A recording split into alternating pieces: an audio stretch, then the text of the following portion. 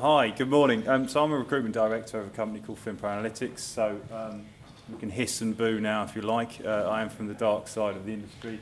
And I've done a case study, several case studies, but my background's in recruitment for 10 years. I've done it for data, digital, also finance and banking, which is really dark times. So we've got some scare stories to tell you. If a tree falls, I promise you it's formatted better than this, but I got stuck in Germany. They stole my passport in Dresden and I was in Stuttgart, so it's taken me some time to get back. So the pretty pictures have had to go. So we've got what we've got. If a tree falls, this is the famous question. If a tree falls on an island, there are no human beings there, would there be any sound? In summary, no. Sound is vibration causing the ear. So if there are no ears, there is no sound.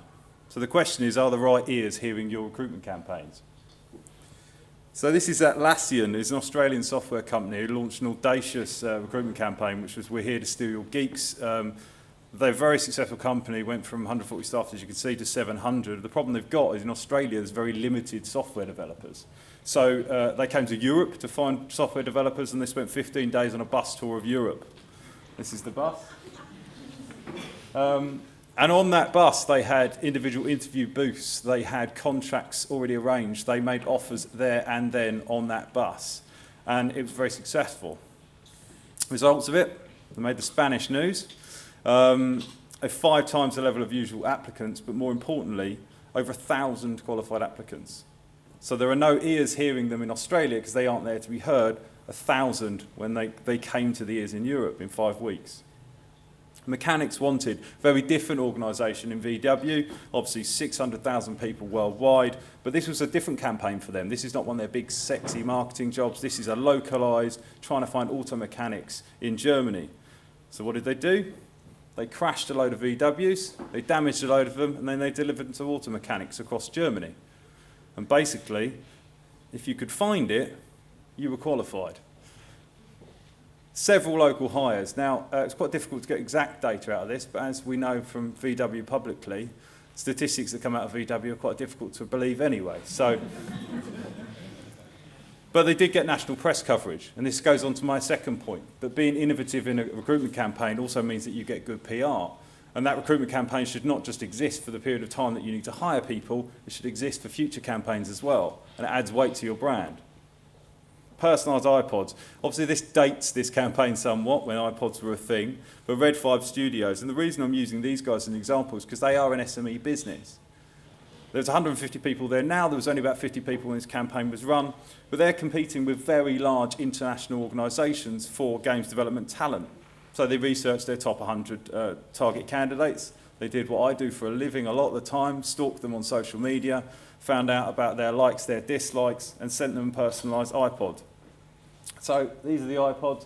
On that iPod, you had 100 files, and it would be anything from their favourite bands and best songs, maybe it's soundtracks to their favourite movies, but included in that was a direct message to that candidate, which was personally done by the CEO, directly addressing that candidate and why he wanted them to come work for Red 5 Studios.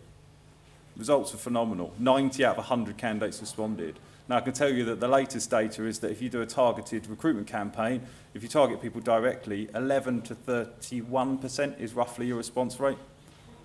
3 of them left their jobs to join Red 5 Studios. Campaign cost less than 25,000. Now, I'm going to say that's cheap, but I'm telling you to hire 3 people, that's less than half the cost of the recruitment campaign. Yeah, this is all great, Alex. But this is big money, these are big companies. And someone said, why don't you put the Heineken campaign on? Heineken did a very innovative recruitment campaign. But we're not Heineken, we don't have Heineken's budget. But you are the best recruiter in your business. There's a great YouTube video, and Google talk about recruitment in their business. The best hiring success rate is via a technical manager who has never once failed to headhunt someone and make the first call and hire that person. That's because he's passionate, and he's the most credible person to sell that job and that business. Creativity is the variable. We're sitting here in a room full of digital creatives, and I lose my mind at the amount of times that someone puts a job advert out that is not a job advert, it's a job specification. If you want to sell someone a car, you don't say read the manual and talk about what the wheelbase is. You say, what does it feel like to drive? BMW, the driving machine. Recruitment is targeted PR. You're running a PR campaign. And you are part of that PR campaign. Everyone in your business should be part of that PR campaign. Where is the attention for your target marketplace? Because mechanics are not on LinkedIn. And I tell you what, most of the digital community might be on LinkedIn, but they're not paying attention to it. If you're a developer, you have no interest in that whatsoever, but you might be on other things. There might be other social media platforms. I can promise you that everyone's on one of these. But where are they? There's no point putting on LinkedIn. And this brings me on to my next point. Top talent is not coming looking for you. I had a conversation with someone the other day who said, well, I've got a website, and on my website I've got jobs. I went, oh, that's fantastic. Sorry, are you Mark Zuckerberg? Do you run Facebook? No. So people are not necessarily coming to looking for you. They might be.